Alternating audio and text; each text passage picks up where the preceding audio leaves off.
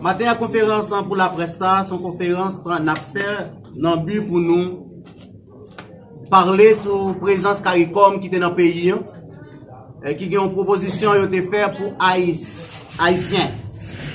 Nous-mêmes, on dans le réveil qui regroupe un paquet d'organisations politiques, organisations sociales, nous dit problème pays d'Haïti, il doit régler à l'haïtienne. Et nous dit problème non, CARICOM pas bien imbu de problème peuple là. Et que organisation, moun qui connaît sa peuple là passé, c'est nous-mêmes organisation sociale, organisation politique tout terrain. Et c'est pour raison ça, nous-mêmes dans le réveil là, nous faisons une proposition pour nous expliquer CARICOM qui sa situation est. Pour ne pas comprendre c'est même situation avant, mais pour comprendre la situation empirée.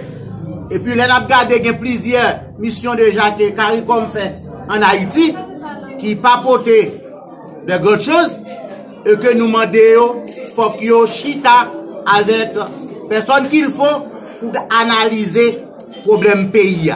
Et c'est pour raison ça, nous voyons lettre pour CARICOM, et sous ce, nous allons gagner un porte-parole, nous, M. Seyizier, qui va dire la presse, qui ça, nous-mêmes, nous t'ai proposé avec CARICOM pour le pays d'Haïti.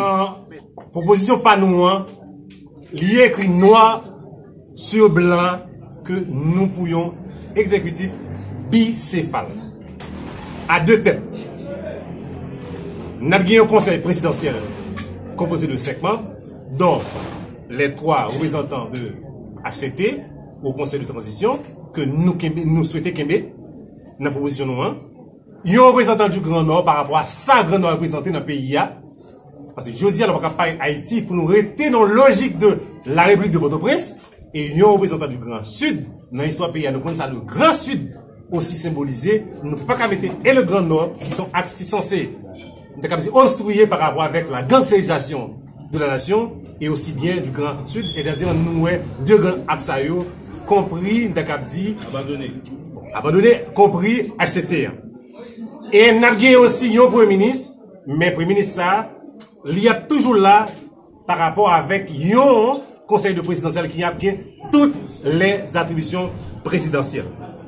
Dans les heures qui viennent, nous avons différents acteurs qui sont là, les responsables qui ont plus d'explications autour de ACTA ou encore autour de Haut Conseil présidentiel ou encore Conseil présidentiel que nous parlons. Pour la lecture de la correspondance.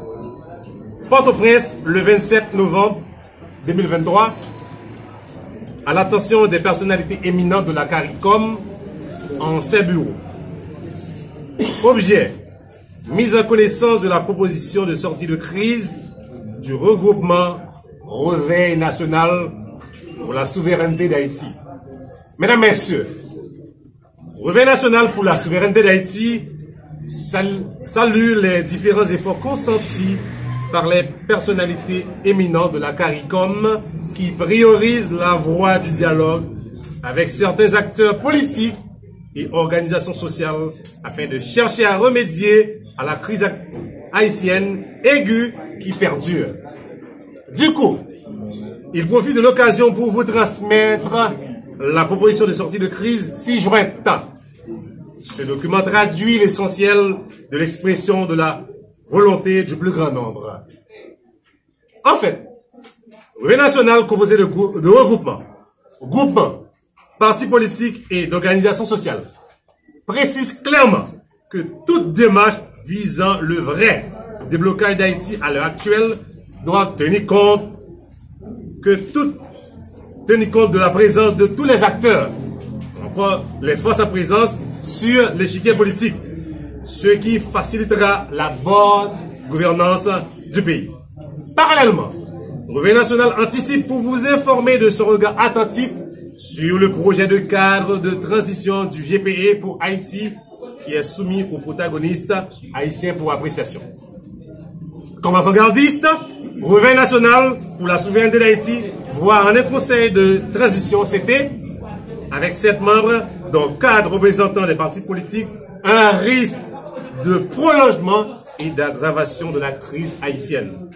Il serait préférable à ce qu'il y ait un conseil présidentiel composé de 5 membres, comme indiqué dans la proposition faite par le Réveil national, ce qui donnerait, à notre humble avis, une marge de neutralité politique en ce qui a trait au projet politique des différents partis. Avec une élégance démocratique, il serait mieux pour les partis politiques d'accéder aux fonctions présidentielles et ou par voie élective. En plus, comme a dit dans le temps notre ancien président, Lucie François Maniga, soyons sérieux. 7 membres pour le CT. Ça fait un peu trop, hein? Ça fait un peu trop. Pour ce qui est du contrôle de l'action gouvernementale, le Réveil national opta pour le renforcement et une adaptation particulière des institutions républicaines comme l'ULCC, l'UCREF et la CSCCA pour s'occuper des comptes et du contentieux administratif, plutôt que la création de quelconque autre organe. L'expérience de l'OCAD a été ou est encore un échec cuisant dans lequel on ne doit pas persister. Le peuple haïtien est fatigué des dilatoires et ne peut plus attendre. Il faut une solution rapide et durable avec surtout de nouvelles têtes capables d'enrayer les multiples problèmes auxquels la grande majorité fait face au quotidien. C'est ce à quoi répond notre proposition de sortie de crise, qui mérite la plus grande des attentions. Le Réveil national pour la souveraineté d'Haïti croit et encourage toute bonne coopération priorisant avant tout les intérêts supérieurs du peuple haïtien. Étant convaincu que la relation de beau voisinage entre vous et Haïti se poursuivent sans aucune forme de dictat, toujours dans le strict respect du principe de l'autodétermination des peuples, comme le veut la charte de l'ONU, il vous prie de recevoir, mesdames, messieurs, l'assurance de sa haute considération. Pour authentification, M. Jean-Tel Joseph, coordonnateur général, M. Saint-Amand Delissin, coordonnateur général adjoint, M. Fito Lafleur, coordonnateur général adjoint, M. Abel Loreston, secrétaire exécutif, M. Fednia Cerisier, secrétaire à l'organisation, M. Sauvé-Delva, premier conseiller, M. Jean Gerbi Estimé, délégué national, Madame Dumé-Mélon Marie-André, secrétaire aux relations publiques, M. Merlens Batelmi, deuxième conseiller, M. Vasco Ternelan, représentant du Grand Nord, M. Jean-David Genesté, représentant du Grand Sud. Telle est la correspondance qui a été acheminée au CARICOM, marché commun de la Caraïbe, pour les suites utiles et faite par le mouvement ou le regroupement et Réveil national.